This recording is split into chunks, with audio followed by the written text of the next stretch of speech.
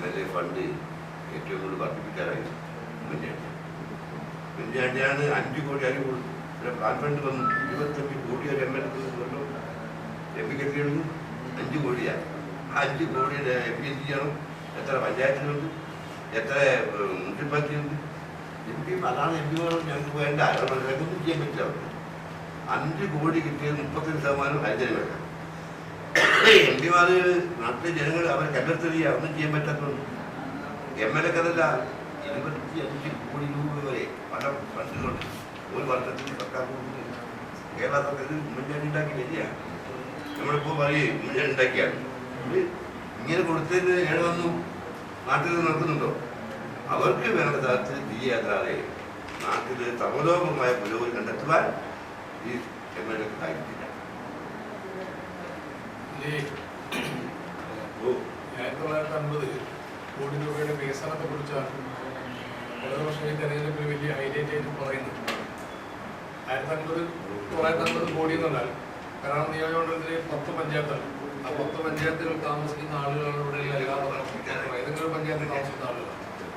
ഇപ്പോൾ 10 പഞ്ചായത്തിന് നമ്മൾ ആവറേജ് എടുത്താൽ 195 കോടിയുടെ പിന്നെ വികസനം ഒരു പഞ്ചായത്ത് നടക്കും. നിങ്ങൾ തന്നെ പരിശോധിച്ചാൽ മതി. നമ്മുടെ പ്രദേശത്ത് നമ്മുടെ നാട്ടിൽ ഈ കഴിഞ്ഞ 10 വർഷക്കാലം കൊണ്ട് ഏത് തരത്തിലുള്ള വികസനമാണ് ഈ പറയുന്ന പണത്തിന്റെ വികസനം എവിടെയാണ് നടന്നത്?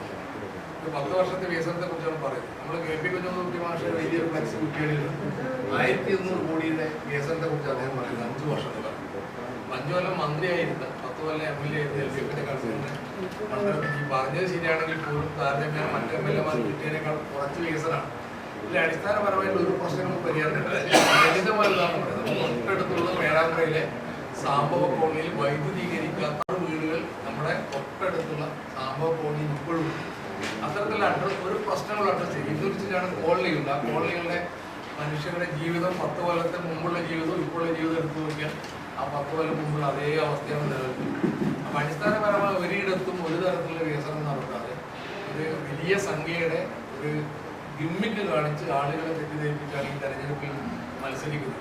ഇവിടെ നേരത്തെ സൂചിപ്പിച്ച കാര്യങ്ങൾ ഇപ്പോൾ പേരാമ്പ്ര താലൂക്ക് ആശുപത്രി എന്നൊക്കെ അറിയാവുന്ന കാര്യമാണ്. എത്ര രോഗികളാണ് അവിടെ ആശ്രയിക്കുക. താലൂക്ക് ആശുപത്രി അങ്ങനെ സുധാരമായിട്ടുള്ള ആവശ്യം. അപ്പം അത്തരത്തിലുള്ള അടിസ്ഥാനപരമായ ഒരു കാര്യത്തിലേക്കും സത്യത്തിൽ ഇടപെടാൻ ഈ MLA-ക്ക് കഴിഞ്ഞിട്ടില്ല എന്നുള്ളതാണ് യാഥാർത്ഥ്യം. പ്ലാന്റേഷൻ കോർപ്പറേഷനെ കുറിച്ച് നേരത്തെ പറഞ്ഞു. ഇദ്ദേഹം തൊഴിൽ മന്ത്രി 2016 വേതനമാണ് ഇപ്പോഴും പ്ലാന്റേഷൻ കോർപ്പറേഷനിലെ തൊഴിലാളികൾ വാങ്ങുന്നത് 420 രൂപ. 2016 വേതനം. ഇദ്ദേഹം 5 വർഷം തൊഴിൽ മന്ത്രിയായിരുന്ന ആളാണ്. പ്ലാന്റേഷൻ കോർപ്പറേഷനാണ് ഇദ്ദേഹത്തിന്റെ രാഷ്ട്രീയ ജീവിതം ആരംഭിക്കുന്നത്. അപ്പോൾ അവരെ പോലും എന്ത് ചെയ്തിട്ടില്ല, അഡ്രസ് ചെയ്തിട്ടില്ല 10 വർഷമായി.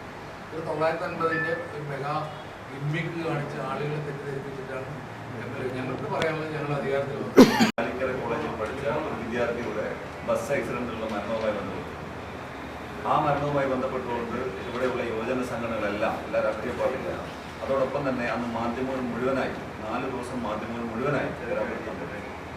ഈ വിഷയം അതീവ ഗൗരവമുള്ളതാണ് എന്ന് ബോധ്യപ്പെട്ടു, ജനങ്ങൾക്കാകെ ബോധ്യപ്പെട്ടു. ആ സമയത്ത് MLA വിളിച്ചു ചേർത്തൊരു യോഗമുണ്ട്. DYSP-യും MLA-യും ജനപ്രതിനിധികളൊക്കെ ഉൾപ്പെടും. ആ യോഗത്തിനകത്ത് പേരാമ്പ്ര ബസ് സ്റ്റാൻഡിൻ്റെ അകത്ത് ഒരു പോലീസ് ഹെഡ് പോസ്റ്റ് സ്ഥാപിക്കും എന്ന് അദ്ദേഹം അവിടെ പ്രഖ്യാപിച്ചു. 8 മാസമായി ഹെഡ് പോസ്റ്റ് സ്ഥാപിക്കാൻ പോയിട്ട് പോലീസിനെ പോലും അവിടെ നിർത്താത്ത സാഹചര്യം. ഇപ്പോഴും ആ നിലയ്ക്ക് തന്നെയാണ് പോയിക്കൊണ്ടിരിക്കുന്നത്. ഞാൻ ഉദാഹരണം പറഞ്ഞു വെച്ചാൽ 1950 കോടി രൂപ പറയുന്ന ഇദ്ദേഹം പേരാമ്പ്ര പോലീസിന്റെ ഒരു ഹെഡ് പോസ്റ്റ് പേരാമ്പ്ര ബസ് സ്റ്റാൻഡിന്റെ പരിസരത്ത് നിർമ്മിക്കും എന്ന് പറഞ്ഞിട്ട് മാസങ്ങളെ വർഷം അടുക്കാനാകാം. ആ സമയത്ത് പോലും ചെയ്യാൻ കഴിയാത്ത ഒരു MLA ആണ് 1950-ന്റെ വലിപ്പം പറഞ്ഞ് വീണ്ടും മത്സരിക്കാൻ പോകുന്നത്. അത് പ്രധാനപ്പെട്ട കാര്യമാണ്. 2 ലക്ഷം അവസാനമായി വിവാദമായ കാര്യം വന്നിട്ടുണ്ട്. പിന്നെ എങ്ങനെയാണ് വികസനങ്ങളെ മാറ്റി നിർത്തി വിവാദങ്ങൾ ഞങ്ങളുണ്ടാക്കുന്നു എന്ന് പറയുന്നത്? സാധാരണക്കാരെ ജനങ്ങൾ കേൾക്കുകയും അവർ പ്രതികരിക്കുകയും ചെയ്ത് അങ്ങനെയാണ് അത് വാർത്താ മാധ്യമങ്ങളിലൂടെയും സാധാരണക്കാർ അറിയുന്നത്. ഒരു വിവാദവും UDF-മായി ബന്ധപ്പെട്ട് ഞങ്ങൾ ഉണ്ടാക്കുകയോ ഞങ്ങൾ പറയുകയോ ചെയ്തിട്ടില്ല. പക്ഷേ LDF-ന്റെ ഭാഗത്തുനിന്ന് ഈ തെരഞ്ഞെടുപ്പിനെ രാഷ്ട്രീയമായി നേരിടുന്നതിന് പകരം മറ്റു ചില സംഗതികൾ മുന്നിൽ കാണിച്ചുകൊണ്ട് പേരാമ്പ്രയുടെ ചരിത്രത്തിൽ ഇന്നോളം ഇല്ലാത്ത തരത്തിലേക്ക് ഒരു പുതിയ സംഗതികൾ വീടുകളിൽ കയറി പറയുന്നു, മൈക്കുകൾ പറയുന്നു, ഉദ്യോഗങ്ങളിൽ പറയുന്നു. എന്നിട്ട് അവർ തന്നെ ഒരു രാഷ്ട്രീയത്തിനപ്പുറത്തേക്ക് ചില കാര്യങ്ങൾ ഉണ്ടാക്കുന്നതുകൊണ്ടാണ് വിവാദം എന്ന് പറയുന്നത്. ഞങ്ങൾ ഒരു വിവാദവും ഈ തെരഞ്ഞെടുപ്പ്